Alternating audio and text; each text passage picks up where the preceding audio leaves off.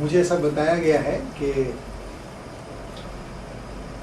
अभी तक लोगों के अंदर, जैसे यहाँ पे जो बैठे हैं ज़्यादातर इंडस्ट्रियलिस्ट हैं या कारोबार से संबंधित लोग हैं, तो आपका इंटरेस्ट ये होगा कि मैं वास्तु को तो जो होना होगा हो जाएगा, जानने की क्या ज़रूरत है। इस तरह की बात लोग समझते हैं, बात करते हैं, चर्चा करते हैं। इनफैक्ट बहुत बार लोगों को ये पता नहीं होता है कि क्या एक माइन्यूट डिफरेंस है ये दोनों के बीच में।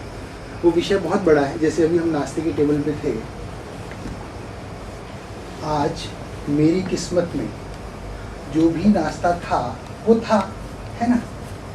जैसे हम आपके घर जाएंगे या आप हमारे घर आएंगे सुबह 9 बजे, तो एक नाश्ते के टेबल पे जो भी मेरी रसोई में होगा वो मैं आपके सामने रखूँगा। जो भी आपकी डाइनिंग टेबल पे नाश्ते के लिए रखा होगा वो ज़रूर आपकी किस्मत में है तो ही है। लेकिन उसमें से आप अगर 4-5 वड़ा खा लेते हैं, 2 कप चाय पी लेते हैं तो एसिडिटी बढ़ सकती है। और अगर खाली फ्रूट जूस वगैरह ले लेते हैं जो कि टेबल पे रखा है, तो आप, हमारे ग्रंथ कहते हैं अगर दिशाएं ठीक से पता नहीं हो तो कुल का नाश होता है। It means so important. In fact to come here in सुबह galaxy you should have direction. कहीं भी पहुंचने के लिए आपके पास एक दिशा होनी चाहिए।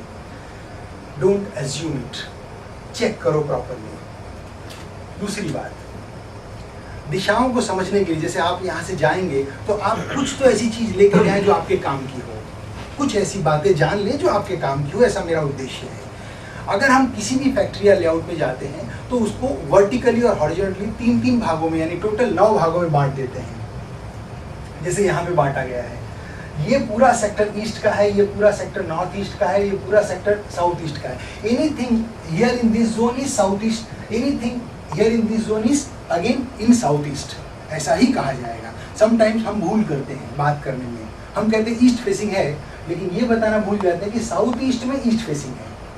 तो it is not like that. We have made some research on that. हमारे आज के रिसर्च हैं जिसमें बहुत सारी बातें बताई गई हैं, और अगर आप उनको पढ़ेंगे तो आपको पता चलेगा कि कैसे वो आपके काम की है। पूर्व की ऊर्जा और उत्तर की ऊर्जा, ये दोनों के बारे में बहुत सारे रिसर्च नोट हैं।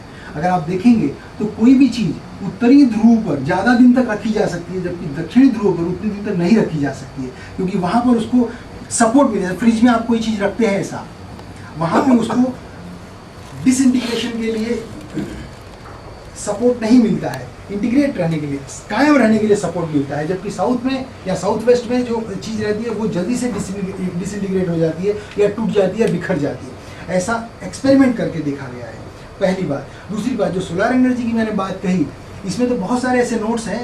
In fact I certainly can give you, इसलिए हमने पढ़ा, ऐसा नहीं है। वो जो उस समय लिखा था करीब करीब वही चीज़ें आप ढूंढ के ला रहे हैं, करीब करीब वही चीज़ें ढूंढ के ला रहे हैं। बस यही बात है कि पिछले कई सालों में 200 या 250 सालों से हमारी आदत पड़ गई, साहब बोलेगा वो सच्चा, मैं बोलूँगा वो झूठा, या मेरे पिताजी बोलेंगे वो झूठा, साहब बोलेगा वो सच्चा। साहब मतलब ब्रिटेन या अमेरिका, क्योंकि साहब के गुलामी में हम 200 साल रहे ना।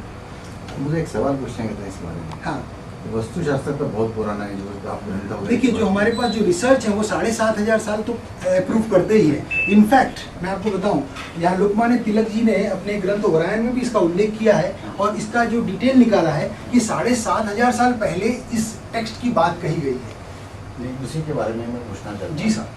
कि हमारे जो पूर्वज थे, जो भी राजे महाराजे थे, उनके महल वगैरह इस हिसाब से बनते होंगे? नहीं, ऐसा नहीं था। नहीं? उसमें क्या हुआ कि कालांतर में उसमें बहुत सारे परिवर्तन हुए और उसका लोप होने लगा। ये सारा चक्कर जो है ब्राह्मणों ने ही चलाया, जो तथाकथित उसके मालिक बने बैठे थे। क्योंकि जो हजारों साल हमारे पे 1000 साल मुसलमानों ने राज किया, हाँ, 250 साल इंग्रजों ने किया, हाँ, तो ये वास्तुशास्त्र का फिर क्या इफेक्ट रहा? क्या गलत हो गया? नहीं, गलत हुआ ना। क्या हुआ कि जैसे ही हम अपने स्क्रिप्चर से दूर होते गए, हमारी जो इन्फॉर्मेशन से वो हम कैरी ऑन नहीं कर सके, और उस समय हमारे पास इतनी ज़्यादा चीज़ें नहीं थी जिससे कि हम स्टोर कर सकें। और ज़्यादातर, जैसा कि मैंने पहले ही बताया, लोग भौतिकवादी ज़्यादा होते हैं। आज अगर मुझे कोई कहे कि ये चीज़ को संभाल के रखना और तुम्हारी 3 पीढ़ी बाद में काम आएगा, आप नहीं संभालेंगे। आप अभी का कौन सा मार्केट में शेयर बढ़ता है उसमें ही इन्वेस्ट करेंगे। अगर हम इसको देखें, जो मैग्नेटिक फ्लक्स का रिसर्च है, न्यूरो साइंटिस्ट हैं डॉक्टर चार्ल्स वाला, इन्होंने क्या कहा है कि magnetic energy field induces current in electrical conductor such as nerves fibres.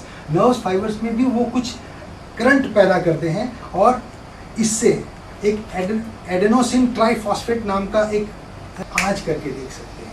हम ऐसे घर को पसंद करें या रहना शुरू करें जिसमें नॉर्थ और ईस्ट में बिल्कुल खिड़कियां ना हो और भारी सामान भरे हो। इस तरह के बहुत सारे ऐसे घर हैं जिसके अंदर आप देख सकते हैं कि नुकसान 5 से 6 सालों के अंदर देखने को मिला है, क्योंकि ये सारी चीज़ें बहुत स्लो एक्ट होती हैं। और बाद में यही रिसर्च ये कहता है कि क्या क्या चीज़ें इफ़ेक्ट करती हैं, जैसे बहुत ज़्यादा भारी सामान हो। ये सीधी सी बात है, आप अपने ऑफिस में जाइएगा मैग्नेटिक कंपास लेके और जो टेबल है उसके ऊपर ही रख दीजिएगा कंपास और डायरेक्शन देखिएगा, वो गलत दिखाएगा। और जब वो वही कंपास लेके आप बाहर बीच में खड़े रहेंगे कमरे में तो वो अलग दिखाएगा। जानते हैं क्यों? क्योंकि आपके टेबल के अंदर वो प्यून को बुलाने के लिए इलेक्ट्रिक करंट होता है, वो सारे वायरिंग होती हैं, तो जिसकी वजह से वो इफेक्ट होता है। एक मैग्नेट का छोटा सा टुकड़ा जो छोटी सी इलेक्ट्रिक करंट से इन्फ्लुएंस होता है, तो इतना बड़ा मैग्नेट, इतने बड़े मैग्नेट से क्यों इन्फ्लुएंस नहीं होगा, उसका कोई रीज़न नहीं है हमारे पास, तो ज़रूर होता है। और इन्होंने ये बताया है कि इन चीज़ों से होता है। इसमें कचरे भी होते हैं, खड्डे भी होते हैं, स्टोन स्ट्रक्चर होता है, भट्टियाँ होती हैं, या बहुत ज़्यादा लोहे का सामान हो, इससे ज़्यादा डिप्रेशन के पेशेंट बनते हैं। मुझे नहीं मालूम कि डॉक्टर की क्या रिपोर्ट है, लेकिन मेरे पास ये रिपोर्ट है। यहाँ नहीं, यहाँ पे ये जो डॉक्टर राजपूत हैं, यहीं बॉम्बे के यहाँ के अम्बाला हिल हॉस्पिटल के डॉक्टर हैं, इन्होंने रिसर्च करके ये निकाला अभी कुछ दिन पहले। ये भी महानगर मुंबई में ही आया था। आई थिंक ये 16 अगस्त 2008 का है, इसी साल का है। इसमें इन्होंने कहा कि आप दिन भर अगर ऑफिस में रहते हैं और एसी में रहते हैं तो आपको दोपहर की धूप लेनी जरूरी है। दोपहर की, सुबह की नहीं, क्लियर कट में लिखा है दोपहर की धूप लें। हमारे सेंट्रल में आंगन रहते थे पुराने समय में, कारण उसका ये था कि वी शुड हैव एटलीस्ट 12:30 तक सन, बिकॉज वो सन भी उतना ही इम्पॉर्टेंट है। खाली मॉर्निंग में सुबह 6:30 बजे वॉक कर लिया, उससे काम चलता नहीं है, हड्डियां कमजोर हो जाती हैं। और ये अभी रिसर्च है, मतलब लोग इसके पीछे लगे हुए हैं, साहब पता तो लगा रहे हैं डट के। ये बात अलग है कि बहुत सारी चीजें हम नहीं पता लगा पाए हैं, ये हमारी बात है। दोपहर की धूप तो अच्छी नहीं कहते हैं नहीं सर, अच्छी कहते हैं सर, हाँ अच्छी कहते हैं।